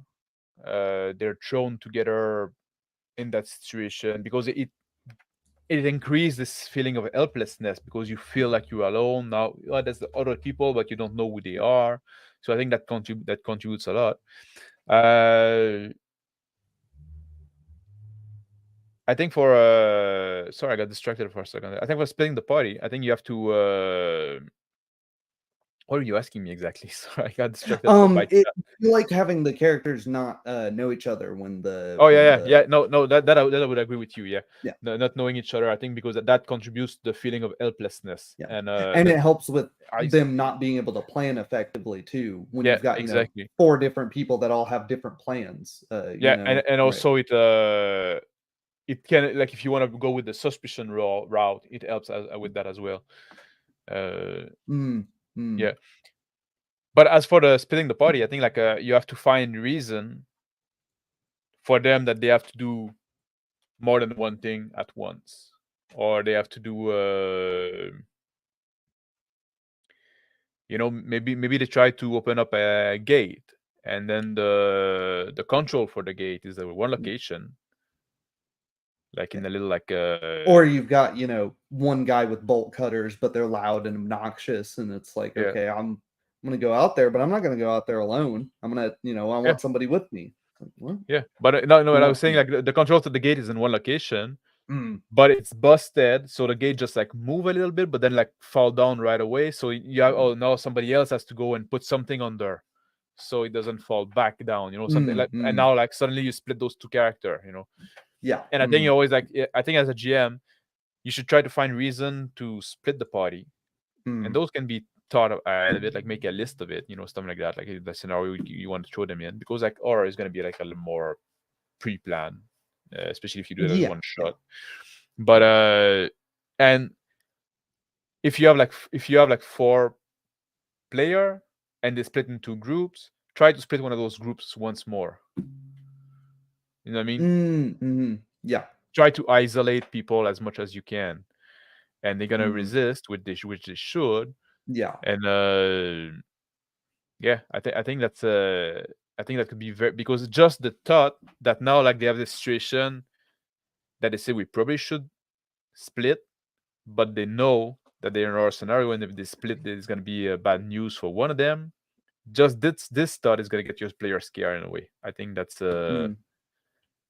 that's a good way to get to them. Yeah. Yeah. Let's see. There was I think, was there another thing I want to talk about? I think we pretty much went over what I wanted to talk about. Did you have any other oh yeah, there's another thing about like I want to talk about is survival. Do you have to defeat the monster, or is just like surviving and getting out good enough of a win condition? Trying to answer that and then get to Arnman's question. I'm reading like oh, you can get to an Armin question right away. Yeah. How does splitting the party work if everyone is there as you play out each group? Wouldn't it need to be secret? You could do what some people do, which is when stuff happens to just one group, they take that group aside, and then the rest of the group, who's, I don't know, hiding out in the watchtower, the safe room, or whatever, is like whispering amongst themselves, like, I wonder what's happening out there. If you have a group that can keep the role play going in that way. Otherwise, you can just play it out if your group is good at doing the dramatic irony thing, and going, oh, we know what's happening, but our characters don't know what's happening. So yeah, not metagaming. And it can also like contribute, because like they're if they're good at this, they see what's happening to the other guy, so it's sticking their head as a player anyway. Yeah. But their character is not there, so they're powerless. So then again, you contribute to this like a feeling of helplessness. Maybe they're in a safe house with like barred windows, and all they can do is like look out, and maybe they see. Yeah, exactly. Maybe that could be one thing you could do as well, or like on a CCTV camera, shit like that. Yeah. 10 Candles, like that's the kind of game I find like very tacky, to be honest. Yeah. It's very not my jam. Like it kind of tried too hard, tried too hard. Oh, we got this concept and stuff like that. Like, oh, you die when the last like in the candle, just like, yeah. Same thing as Dread. Where yeah, exactly. It's kind of too gamey, right? Yeah. Yeah. It's not for me. Like it just I find like it gets like more distracting than anything else. I haven't seen anyone mention Cult Divinity Lost, surprisingly. Kind of on topic off the specific thing we were talking about. Would you consider that one a horror? I think some of the I haven't actually played it, but I've read through some of the modules. I think some of the modules are horror, and some of them are more like psychological thriller, suspense. But the idea, because you don't play generally you don't play characters that are very what's the word? They're not as competent as the threats are. They don't understand that they're put into a world that they can't possibly understand. It's more Hellraiser style horror where and you just try to be edgy so hard. It's not a game I would want to play, because it just feels like, what is I just know from the get-go that my character's not going to be able to do much. So I'm like, okay, that kind of sucks. Elle was asking, does it work for her? Like I guess he was asking about the 10 Candles. 10 Candles. To be honest, for me, it doesn't, because like there's gamey side, like I don't know, but also like it's the kind of game I dislike, and just like interacting with this system just like get me out of it. You know what I mean? So maybe it's gonna, like I assume it's gonna work for some, maybe for Yeah, girls, yeah. but they like candles. But for me, like, it's just like it's it's too distracting, so it gets me out of the, like, I think that's something also, like, if you have like a system you really don't like, you won't be able to get immersed in it. Yeah, I think there's too much of a disconnect between like you're about to be stabbed. Yeah, Light a candle. yeah, Yeah. yeah, It's exactly. Like, yeah. it's kind of gay. You're combining like a hard and a soft, Mm. if you like. Yeah, like the people always mention them, like, in those scary game, like Dread and stuff like that. But it's like it's gonna work for some, like, because they're games that are made for that. But I think they kind of miss the point. Uh, but some people are gonna, people talk about it, but like, it's fucking NPCs. They repeat the same thing over and over again that they are. Yeah, I mean that's the thing, right? How many people talk about Dread and how many people have actually played Dread? Yeah, I know, way more people who've talked about it than have played it. yeah. And most people talk about it like, "Whoa, it's so cool," and it's Hey, like, "Well, yeah, sure, it's yeah, we talked but about it and we haven't played it, yeah, exactly, yeah." So so what we're does that part of tell you that as about the well. game, right? Yeah, yeah, Kind of like Eve Online, a game that's fun to talk about, but not do you actually want to play it? yeah. Uh, Oh yeah, like in Charlotte, I mentioned Blood uh oh by yeah, yeah, Game yeah. Jim. Yeah, a lot of Mm, gruesome description, but gruesome description don't do it for me. mm, I find, like, you know it, it doesn't scare me. It mm, doesn't make me feel like the horror. It just makes me feel like, oh, you're trying to be edgy. You know what I mean? mm. So Yeah, they don't reach me on the level of horror. Those gruesome description. yeah, and Get I me think something, and that's why I'm like a much more like a Lynch guy. Like, get me something creepy, mm, get me something like odd, get me something that make me say like, what the fuck is happening here? You know what I mean? Not like, don't like just give me like, oh no, it's just all those gruesome description. Like, I see what you're trying to do. I don't care. yeah, and I think if you're gonna do it, keep it 1 to 2 sentences. That way, it's quick to move on. It accomplishes something, and it's not just gross out. Yeah, popular opinion is you have no right to talk about games you don't play according to Unscripted and Unchained. Well, I think you can talk about them, but we do make the caveat that I haven't played it. Yeah, Tyler neither of hasn't us played are. it, Yeah, so yeah. yeah. This is a feel it out stream. It's not a. Is Dark Horror or just German? What's the difference? Dang it! You stole my line. Yeah. uh, All right. So what are we talking about? We're talking about oh, I lost survival. You mentioned oh, survival. survival. Yeah, Mm. survival. Yeah, just getting through the night, getting Yes. out of the location, Yes. getting like, is that good enough of a win condition? Does it feel like unsatisfying, or do you need to defeat the monster or whatever the threat, resolve the threat? I mean, I think, it can be tone. One thing, if you were going to run it as a campaign, then I think you would probably want it to be really difficult to defeat the horror if it's possible.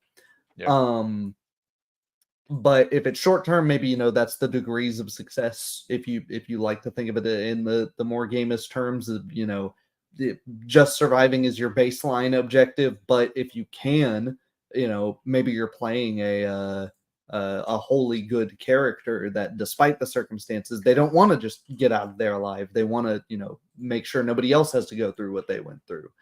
Um, or maybe you go more of the what I think people should do with the post-apocalypse settings, which is know that it's not a solvable problem. That's part of the horror. That's part of the horror elements in post-apocalypse.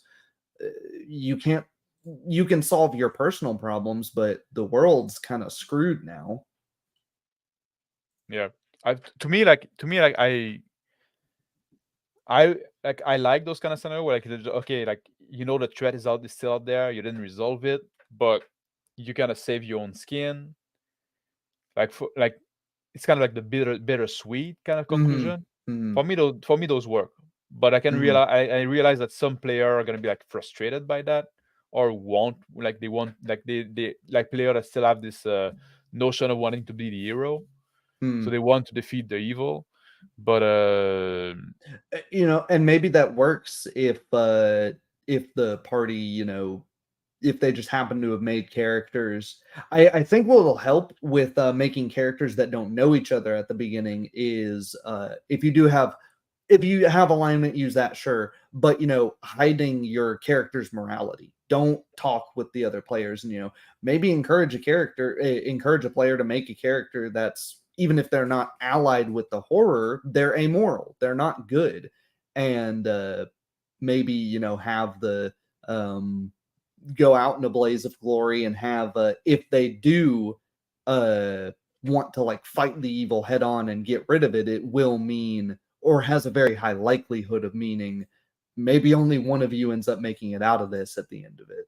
yeah, Maybe there's many more bodies that are involved in eliminating the horror than running from it, yeah. of your own anyways. Yeah, L. L asks, say, I got a question. Would the campaign hold any real suspense, or would the break destroy between session for her? One shot or better. We talked about that a bit earlier. It might have been like before you showed up, in the beginning of the stream, and we concluded, yeah, probably that one shot or better, because like in a long campaign, it's gonna be hard to sustain the tone all the time, and then you have like repetition. And repetition, like familiarity building up, and that kind of killed the horror. So that's something, that's kind of the conclusion we drew, right? Yeah. Yeah, that'd be fair to say.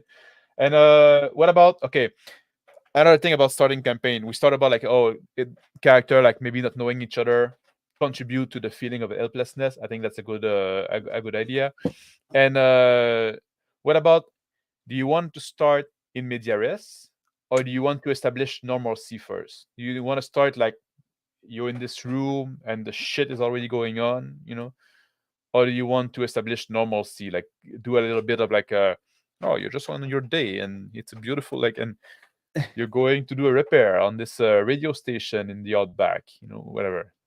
I prefer slow burners, maybe not so normal, but like start with strange things. Start with more of the Lynchian strange things, or the Silent Hill's already done this, and your players are just going to immediately think you're doing Silent Hill. So don't do this exactly, but it's just there's just a really thick unseasonal fog over the town. So not exactly something that's horrific, but something that tips them off that something's going weird here. Maybe they start to go about their day.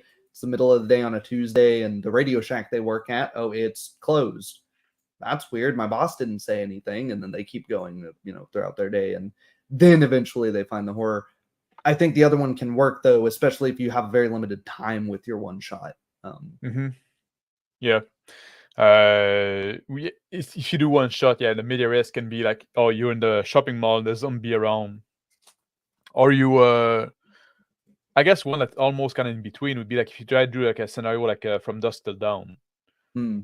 You start like if you see a movie like people in the bar, and then turn out in the bar in the middle of nowhere, they have to wait there until the morning, but turn out that the bar is run by monster, basically like vampire, but like it could be any kind of monster.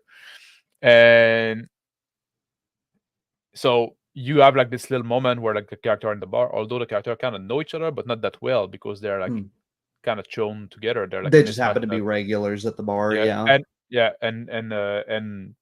the two brother and the family that they kidnapped, basically. So I think that'd be like a very good I think that would be a very good horror scenario for RPG. Because then you also have like this, you have this one location, they cannot really go outside because there's more monster, and also at some point the monster break in and the location kind of like shrink down. And that's something we didn't really mention about avoiding the railroad, is not having a railroad, but keeping the scope very limited, keeping the having a clearly defined no-go zone, or maybe or like in once the they Mist, get past in the movie like The Mist, you cannot go outside, the mist is gonna eat you. I have reason like that well, now you're stuck here and stuff is gonna happen. Maybe you're at a big shopping mall, there's a mist outside that's gonna eat you if you go outside, but then like a window's broken, so now you have like this mist leaking in, you have to, maybe there's only certain times you can go outside. Maybe. I think with the slow burn you can do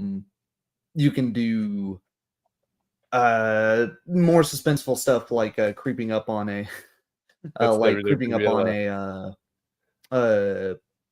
on a person, you know, that you don't see anybody in what's supposed to be a full town. You go up to somebody, tap on their shoulder, see what's going on. They turn around, half their face is missing or something, Yeah. and that's when you find out there's a zombie apocalypse going on, or you know, what have you. Rather than just immediately knowing, oh, we're in a zombie apocalypse. What about the body horror? Oh, body horror. Yeah, that's one we didn't touch on. I don't guess think that worked too well in RPG, to be honest. No.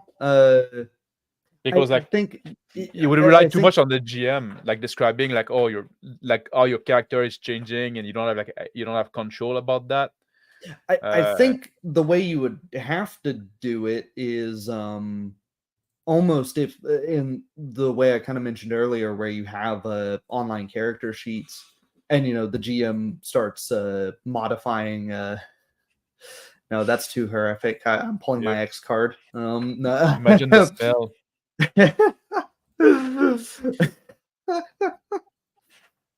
Wow. Okay. I didn't know we were playing one right now. Damn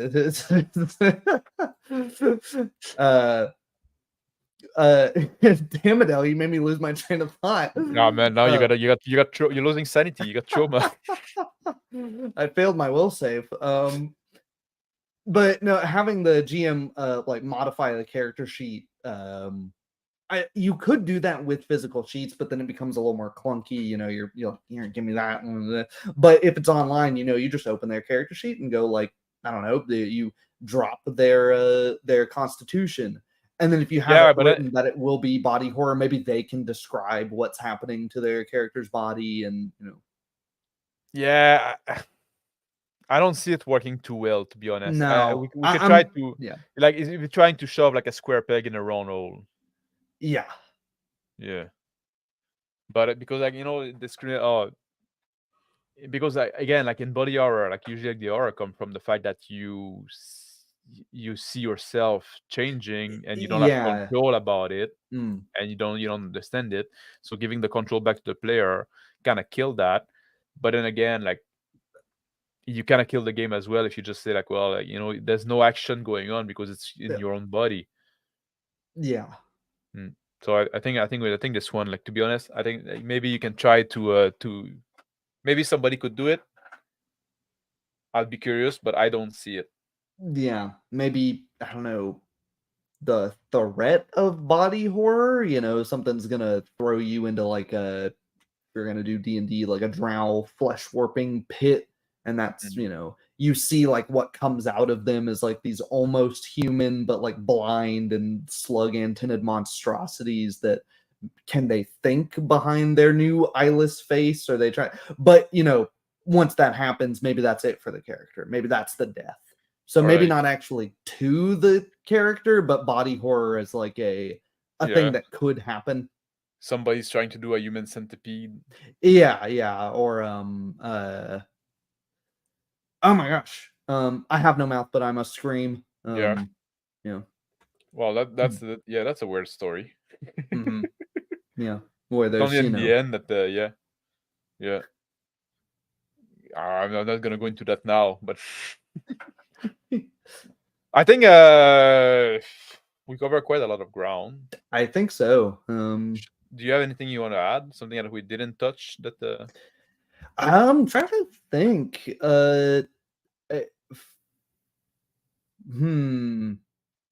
I think we've covered most of it. I mean, we covered genre. We covered that, you know, there should be tension, but it shouldn't be, you know, immediate losses. It's good to have the inter-party conflict and splitting the party. So, you know, some taboos, which we don't think they're taboos in normal play, but if you do think they're taboos in normal play, maybe you should play with those ideas, you know, of splitting the party and having that inter-party conflict. That's on Wednesday. That, like, I think the player have to bring the immersion more than the GM making it immersive. You need a lot of player buy-in if you want to do the horror thing. That's why I say, like, trying to do it without telling it up front, you know, I think you might as well tell them, you know, like, we're gonna do the horror thing, you know, come with this to the proper mindset. Yeah. What else if we wrap up? Because Yeah. we discuss a lot, like, I think a lot of the advice that are generally given are not that great. Hmm. Being like very descriptive and stuff like that. I think like it's gonna arm the pacing more than anything, and it's gonna train your player to be passive. I think that's a big thing that I would come here. And you want to keep your description short and tell your player, like, your character do. So then they're forced to go interact with the world. Like I Hmm. said, like, oh, there's blood on the doorknob. If the player just asks you, why is the blood dry? Is that, well, go look at it. Go, and then And I the player think has to put himself in the harm's way often time. I think with that, and something I didn't think about until you brought it up again, um, maybe this is a be pickier and make your players use make them speak in first person. That way they don't feel Yeah, like they've got the third person camera and they're controlling it from a distance. yeah, Oh yeah, and I mean this is true of yeah, any yeah. game, but It's any especially of game. horror games. It's like super true of horror We games. didn't even Yeah, talk no, about that because it's like we don't believe in that oh. here. And even though like Like covering it in a just session, just Sensei, the X card is about like a 6.5 feet tall and got a doorknob on it. You know what I mean? yeah, Feel and free to use it. with yeah, it's free to use. Mm, It's yeah, costs you nothing. yeah. I don't get a And safety word. No, no, no, you don't get a safety word. You sign that away at session 0. What are you talking about? exactly. The safety walls that um, you're playing a game. yeah. And I would Maybe if say also, make it better for the other players. Run screaming from the house. Just yeah. The So yeah, I think like, yeah, I would go against like conventional advice. Like, don't Mhm. overdo the description. Don't try to be fucking Lovecraft. Don't try to impress your player by your prose. I think because you're playing a game, you're Yeah. immersive. The player are not there to be your audience. I think that would be like the big takeaway. I would say don't Mm. try to do the gore. That doesn't work too well in RPG. Uh, Theater of the mind. Don't go tactical. Yeah. Try to keep your combat fast. Make sure that try to create a feeling of helplessness among the party, for the character, Helplessness, but like they can do but they something in can the do short term. something. Yeah. Exactly. Yeah. Yeah, they're still have they still can act. There's still like a bit of hope, Mm. but not too much. It's And fleeting. Yeah. yeah. What else? We did mention sound effect at the Mhm. start. I'm not a fan. Like, I'm like that's something we disagree with Tyler. Like he said, like in music, yeah, it can be fine. You like to like it. I don't like music during the game, but it's because I got like a specific issue Mm. regarding that. And I did say like I would see using sound effects if you want a soundboard or something like that, but like I would be very careful of it. Do it in a way that is like don't do it in a cheap way if you want to do it. You Yeah. better like not do it than do it wrong.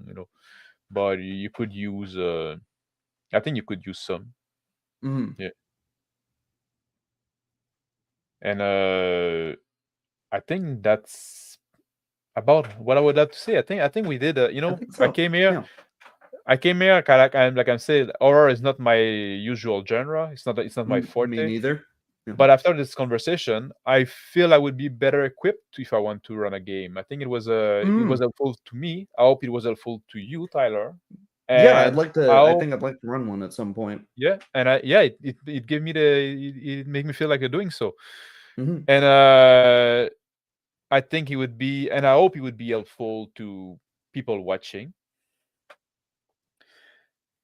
And next week we're gonna talk about time Timekeeping. Timekeeping. I timekeeping. couldn't tell if you were freezing or if you were setting me up. I was setting you up. Timekeeping uh for campaign, but also Mm. in the session, like when you need to fast forward, uh like going into Time initiative, going skips. out of initiative, time skip, yeah, Yeah. all those things. We're gonna try to wrap it all up in one episode. Mhm. How to keep time, and like downtime, all these things, Mm. everything related to time. So don't miss out. That's gonna be next week again on Thursday at 2000 EDT, which is 8 p.m. Eastern time for American. And any other word, Tyler, you want to say before we wrap it up? No, I don't think so. Other than getting to some of the same videos as I was last week, it's taken me longer to get to stuff because my M.2 drive is freaking my computer out. It's not communicating really? well with anything else. So yeah, I'm having to horrifying. reformat. Reformat and then move everything to an external hard drive. I've got everything moved over. Hopefully, fingers crossed, I can make a video tomorrow. So yeah, look forward to that. All right. Well, I hope it's gonna go well for you because like I know those pain reformatting everything. Yeah. I want to thank everybody that joined us live, and I want to thank everybody that watched on the replay. If you found use in that conversation, make sure you can like and share and subscribe and all that jazz. Leave us your thought also in the comment in the description, in the comment down below here. If you think we missed something, or if you said something that you found like, oh man, that was really useful, let us know. That's always appreciated. And we'll see you next week. Hopefully, I might have a video. I might do a show later on this week, but it's gonna be when I have time and when I feel like it. I'm gonna go live, so keep an eye open. Yeah. All right, and as always, the link to Tyler's channel is in the description below, so go check him out. He got like interesting content as well. All right, take care, guys. I'm gonna end the stream now, and you can all go watch Black Lodge game. Bye. See ya.